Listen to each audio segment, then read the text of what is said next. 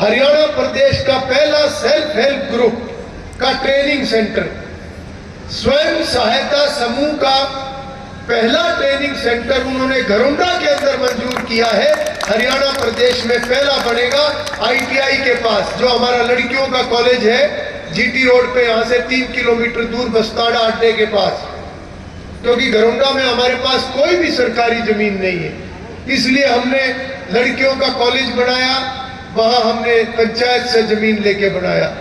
उसके बाद हमने ITI बनाई, उसके बराबर में हमने NCC एकेडमी बनाई, वो अराईपुरा की हमने जमीन ली पंचायत की। इसी प्रकार से हमने जमुना बेल्ट की ITI बनाई, तो हमने नड़ी गांव से वहां पर पंचायत की जमीन लेकर दूसरी ITI भी हमने वहां पे जमुना बेल्ट के लिए भी मंजूर करवा दी।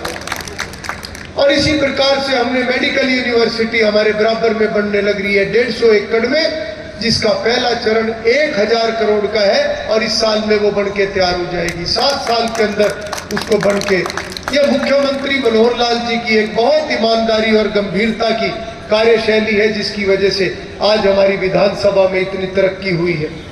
और इसके साथ साथ कितने और काम,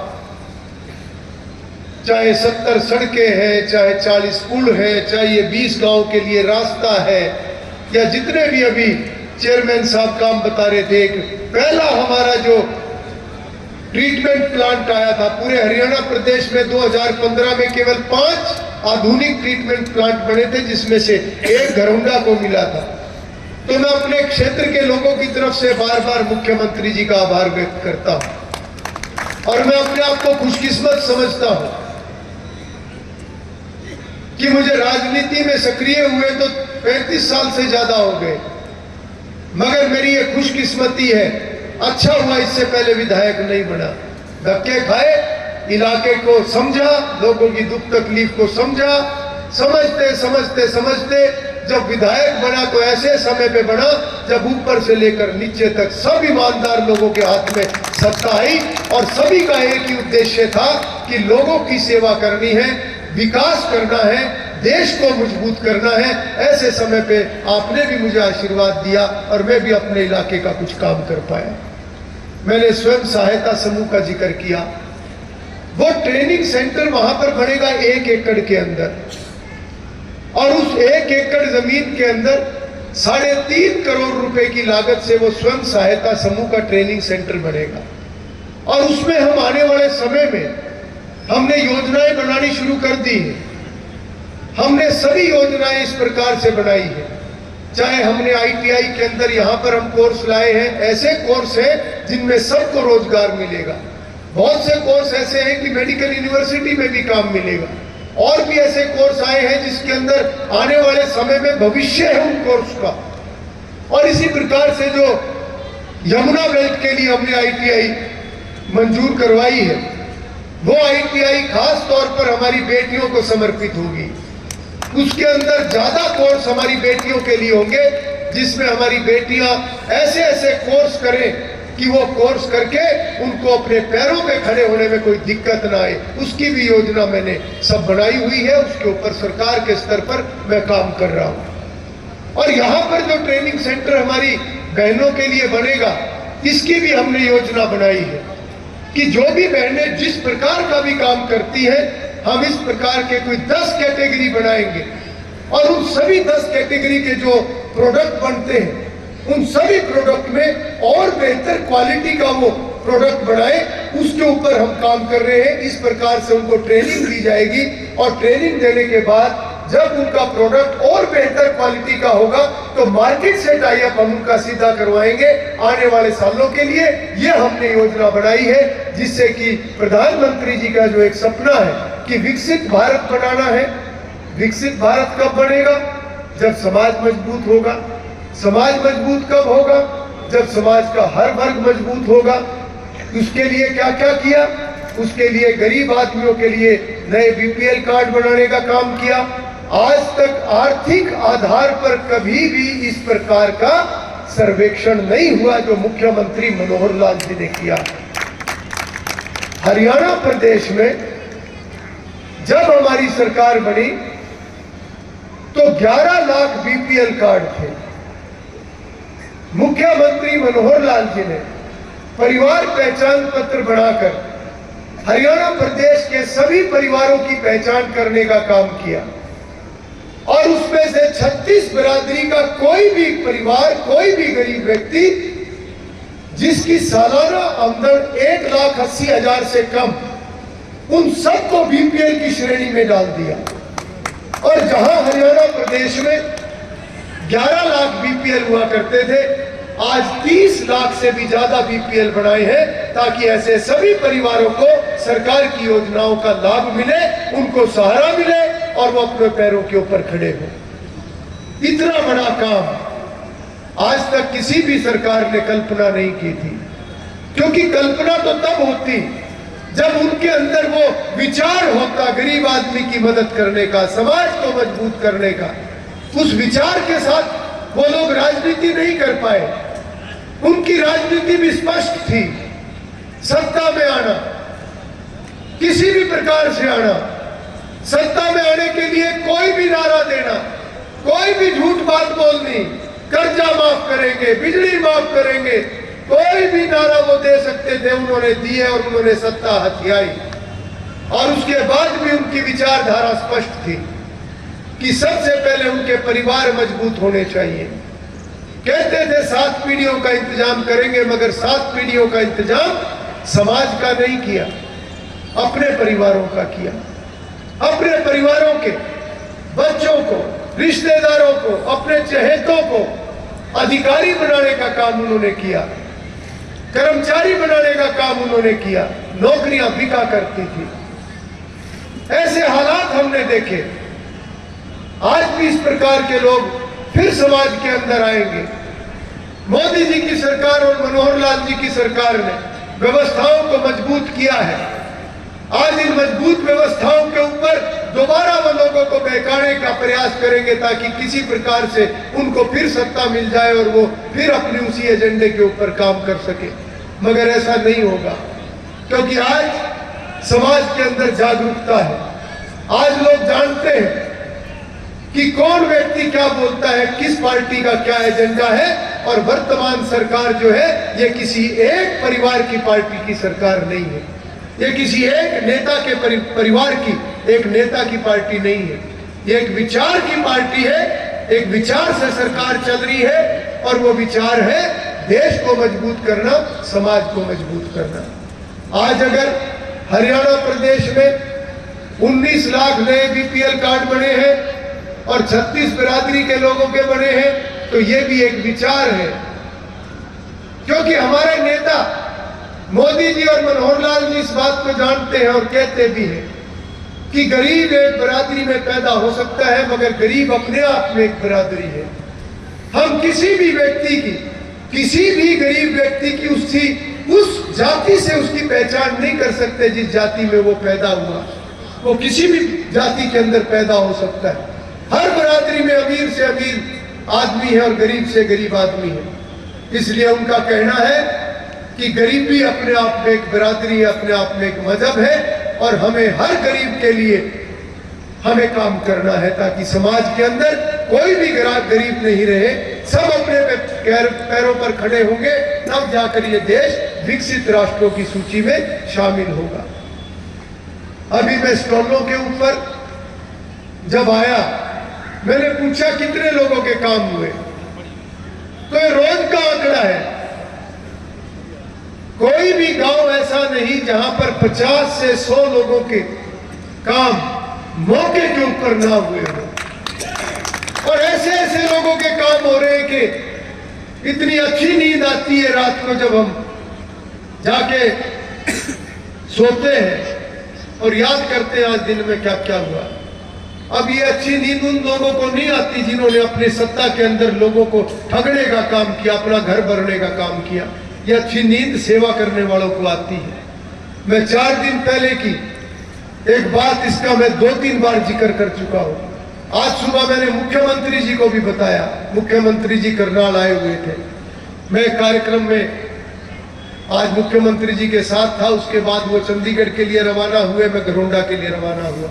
मैंने मुख्यमंत्री जी को भी ये बात बताई जब उन्होंने पूछा कि यात्रा का किस प्रकार का चल रहा है, मैंने उनको सारी रिपोर्ट दी और मैंने उनको वो वाक्य बताया कि 4 दिन पहले जब मैं नगड़ा मेगा गांव के अंदर था तो वहां का कार्यक्रम खत्म करते करते लगभग अंधेरा हो गया था, मगर तब भी लोग बैठे हुए थे और बहुत ठंड थी उस दिन, पूरा पानी टपक रहा था। जब कार्यक्रम खत्म करके हम चलने लगे तो हल्की हल्की सी लाइट थी, तो मुझे 2 बच्चे खड़े हुए दिखाई दिए। हो सकता है यहां पर जो अधिकारी कर्मचारी जो भी यहाँ टीम है इनमें से शायद वहां पर कोई था कि नहीं था। वो करनाल ब्लॉक का गांव है। तो 2 छोटे छोटे बच्चे खड़े सामने और उनके हाथ में एक कागज। मैंने अपनी टीम की तरफ इशारा किया कि उन बच्चों को पूछो क्या बात है। उन्होंने उन बच्चों से बात की और उन बच्चों को मेरे पास लेकर आए। हमने उनको पूछा बेटा क्या बात है। जब उन्होंने कहा कि हमने अंकल से बात करनी है, वो मेरे पास लेकर आए। मैंने पूछा बेटा क्या बात है। उन्होंने कहा कि अंकल हम बहुत गरीब हैं, हमारे पास कुछ नहीं है। मैंने कहा आपके साथ कौन है, बड़ा कौन आया है। उन्होंने कहा कोई भी नहीं आया। क्यों नहीं आया बेटा, पिताजी कहाँ है। बोले पिताजी दिहाड़ी पे गए हुए, अभी तक वापस नहीं आए। माँ कहाँ है। बोले माँ नहीं है। 2 छोटे छोटे बच्चे, एक की उम्र 5 साल और एक की उम्र 7 साल। हाथ में जब उनका कागज चेक किया तो वह परिवार पहचान पत्र था उनके हाथ में फटा हुआ। फिर मैंने अपनी टीम को कहा कि कोई उठ के मत जाना, इनका सारा काम जब तक पूरा ना हो जाए कोई यहां से निकलेगा नहीं। इसलिए मैं कई बार ये बात बोलता हूं, मैं अधिकारियों को भी बोलता हूं, मैं अपनी टीम को भी बोलता हूं कि कोई भी व्यक्ति चाहे किसी भी पद पर है, उसकी पहली जिम्मेवारी अगर है तो लोगों की सेवा करने की है। और हमारा सौभाग्य है कि आज हमारे मुख्यमंत्री मनोहर लाल जी, हमारे प्रधानमंत्री नरेंद्र मोदी जी, वो भी अपने आप को कार्यकर्ता कहते हैं। अगर देश का प्रधानमंत्री अपने आप को कार्यकर्ता कहता है तो मैं अगर अपने आप को विधायक कहूं कि मुझे आपने चुना है, तो विधायक कहीं पर भी नहीं है। मैं तो इसलिए अपने आप को दिहाड़ीदार कहता हूं कि भाई सुबह से लेकर रात तक दिहाड़ी करनी है। और इसलिए मैं बार बार कहता हूं, आज भी मैं ये बात कहूंगा, कोई भी व्यक्ति अपना काम लेकर आए तो आत्मा से उसका समाधान करने का प्रयास करो, आत्मा से समाधान करने का प्रयास करो। क्योंकि वो जो 2 बच्चे हैं और इस प्रकार के जितने गरीब जो लोग आते हैं, मैं पानीपत जिले में मेरी ड्यूटी थी 3 महीने पहले, वहां जब इसी प्रकार से कार्यक्रम चल रहा था तो मैंने गेट के अंदर से आते हुए देखा एक नौजवान और उनकी गोद के अंदर एक बहुत ही बुजुर्ग महिला। तो हमने इशारा किया कि उनको आगे लेके आओ, और जब वो लेकर आए नजदीक तो वो जो महिला थी लगभग 70 साल की उनकी उम्र थी और उनके दोनों टांगे कटी हुई थी। वो गोद में लेकर आया और जब उनको हमने वहां पर बिठाया, सभी अधिकारी वहां पर बैठे थे, सभी सीनियर अधिकारी, कमिश्नर भी थे, एसडीएम, सभी वहां पर अधिकारी थे। मैंने केवल सवाल एक किया उनसे, मैंने कहा क्या आप लोगों का अधिकारी रहने का फायदा और क्या हमारा विधायक और सरकार का फायदा है। अगर आज तक इस महिला की दोनों कटी हुई टांगे किसी को नहीं दिखाई दी और इनकी आज तक पेंशन नहीं बनी, तो किसी को भी कुछ रहने का अधिकार नहीं है। और उस माता जी का काम वहां पर हुआ। ऐसे कितने लोग। मगर मैं आप सबसे भी अपील करना चाहूंगा, सरकार अपने स्तर पर काम करती है, शुद्ध आत्मा से आज सब लगे हुए हैं। यह मोदी जी की टीम है, जितने यहां पर स्टॉल, सभी जो अधिकारी कर्मचारी, सब हम सब मोदी जी की टीम है। मगर बहुत सारे काम ऐसे हैं जब तक समाज का पूरा सहयोग ना हो, कई बार चीजें रह जाती हैं, चाहे वो विकास की बात है या गरीब आदमी की सेवा की बात है। इसलिए मैं हर व्यक्ति से ये आज अपील करना चाहूंगा कि अपने आस पड़ोस में कोई भी व्यक्ति गरीब है, लाचार है, बेसहारा है, उनकी मदद जरूर करो। मंदिर जाओ ना जाओ वो बात की बात है, अगर आपने उनकी मदद कर दी तो समझ लो आपने भगवान के दर्शन कर लिए। और ये संस्कार आज हमें अपने बच्चों को देने की जरूरत है। आज शॉर्टकट का जमाना है, आज प्रेशर कुकर का जमाना है, पर जो दाल हांडी में पका करती थी वो प्रेशर कुकर की दाल में स्वाद नहीं आता। आज हमारे बच्चे भी हर बात में जल्दबाजी करते हैं। आज हम स्कूल में बैठे हैं, बेटियां यहाँ पर बैठी हैं। वास्तव में एक समय ऐसा था कि घरोंडा का स्कूल 2 शिफ्टों में चला करता था।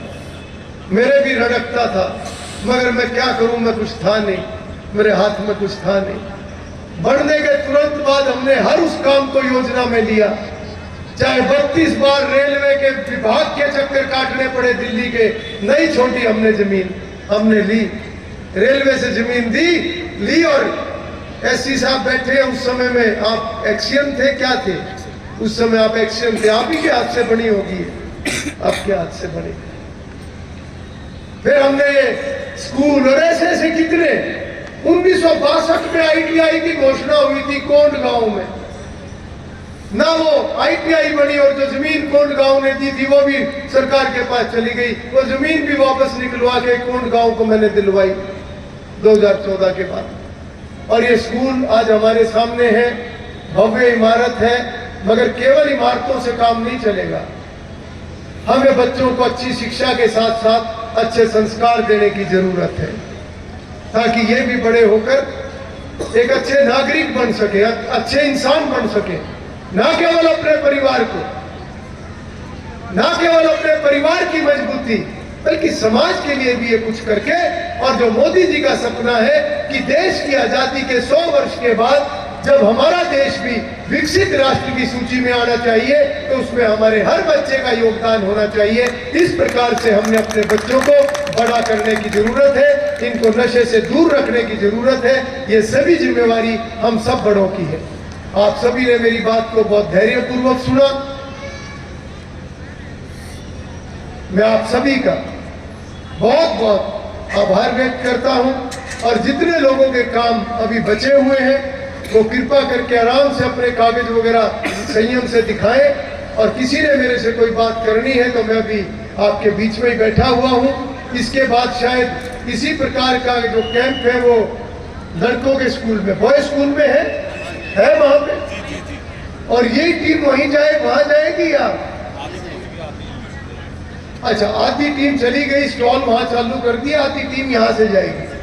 तो फिर ऐसा करना, अगर कोई 10, 20, 50 लोग रह भी जाए तो लेट वहां का ना हो, उन्हीं को ले जाने की व्यवस्था कर दो, कोई गाड़ी की व्यवस्था कर दो, और जिनका काम रह जाए तो वहां पर ले आओ सबको, अगर 10-20 लोग ऐसे रह जाते हैं। और मैं धन्यवाद करूंगा अपनी बहनों का, भाई बहुत बढ़िया बाजरे की खिचड़ी थी। मैं तो जिस गांव में भी जाता हूँ ये स्टॉल लगाते हैं, वहाँ बाजरे की रोटी खिचड़ी वो होती है, और मेरा भी काम चल जाता है। मैं सबसे पहले जाके दोपहर के टाइम जिस गांव में भी जाता हूँ सबसे पहले पूछता हूँ क्या बना हुआ है, तो जो बड़ा होता है फिर मेरा भोजन उसमें हो जाता है। बहुत अच्छी बाजरे की खिचड़ी थी, बहुत अच्छा बाजरे का लड्डू था। और मोदी जी ने यह भी अपील की है कि मोटे अनाज को दोबारा अपनाने की जरूरत है, सेहत के लिए बहुत अच्छा है। और मोटे अनाज की तरफ हम जितना जाएंगे हमारा छोटा किसान भी और मजबूत होगा, क्योंकि आज जमीन में पानी नहीं है। और बाजरा और जितने मोटे अनाज है, सरसों है, मूंग है, इन सब में पानी बहुत कम लगता है। तो लोग जितना मोटा अनाज अपनाएंगे उतनी ही मोटे अनाज की खेती होगी, जमीन का पानी बचेगा, और जो दालें हमें दूसरे देशों से खरीदनी पड़ती है वो हमारे देश में होंगी, और हमारा किसान भी मजबूत होगा, हमारी भी सेहत अच्छी होगी। ये भी मैं आपसे अपील करता हूं। बहुत बहुत धन्यवाद। और एक बड़ा जयकारा, एक बड़ा जयकारा पूरी भावना के साथ पूरे घरोंडा शहर में आवाज जानी चाहिए, गूंज जानी चाहिए। दोनों हाथ बाहर निकाल दो जिसने कुक्कड़ में हाथ में रखा हो। भारत